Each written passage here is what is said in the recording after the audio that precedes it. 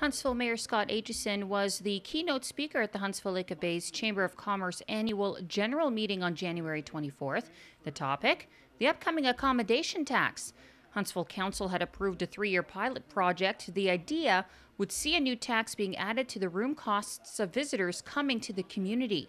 At the AGM, Aitchison updated chamber members on the new bylaw. He says they are currently at the negotiation phase. We're building, what's called a transfer partnership agreement. So as the municipality, when we collect this money and then transfer it to this new tourism entity that's created, there'll have to be, pretty important agreement, a rock solid agreement to make sure that the money is invested in things that it should be invested in, namely tourism related infrastructure. So there's a working group working on that right now that includes members of the Hotel Association, there's municipal staff, I'm involved in it.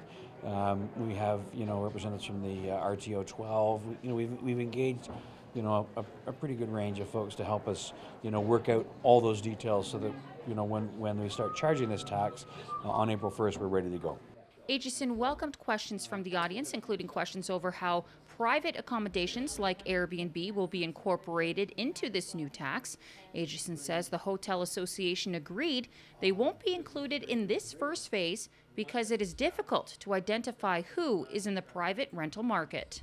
We wanted to get this up and going first, and once it's up and running, we can turn our minds to exactly how we do that. And there's a number of different ways we can identify those private cottage rentals, and probably the most likely one we would use, I'm thinking, is probably a licensing scheme. And by doing that, the municipality then can identify those places that are being used as private cottage rentals and are really operating as a business. I think it's fair for them to pay a licensing fee because, of course, most of them are just paying residential tax. And so we'll charge them a licensing fee, and we can implement the tax on those properties as well. And obviously, we'd want to make sure once we start that process that they would have representation on the board of the new tourism entity, so that they could be part of the decision-making process on what those investments are being made in. Because obviously, we want them to be engaged as well.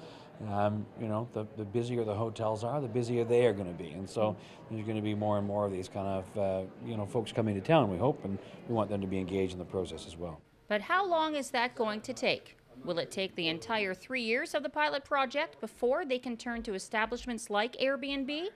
Aitchison says no. My ambition is once we have the transfer agreement all done and ready to go, and we have created the new tourism entity, I can't remember the name of it, but it's a not-for-profit entity that's created in law, and once that's set up and the tax is being charged, staff will then turn their attention to getting those private cottage rentals properties into the system as well.